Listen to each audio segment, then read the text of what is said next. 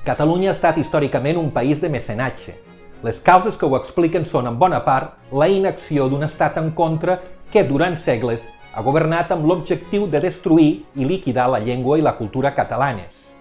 La reconstrucció del patrimoni històric, la construcció de grans edificis civils, culturals i religiosos, la promoció de la premsa en català, la creació d'ensenyaments professionals o el foment de la investigació científica i cultural han estat decisius per a la modernització i la projecció de Catalunya al món sencer. La recuperació del monestir de Poblet, la construcció de la Sagrada Família, de l'Hospital de Sant Pau, de l'Escola Massana o del Centre de Lectura de Reus, la constitució de la Biblioteca Popular de la Dona o d'Òmnium Cultural, la preservació de l'Institut d'Estudis Catalans o la creació de les primeres associacions formatives per a cecs i per a sormuts no haurien estat possible sense el compromís i la implicació d'importants personalitats del món econòmic català que van destinar bona part del seu patrimoni a projectes socials i culturals. A Fent Història hem volgut posar en relleu aquestes personalitats i el seu compromís amb la cultura, el progrés i la societat catalanes.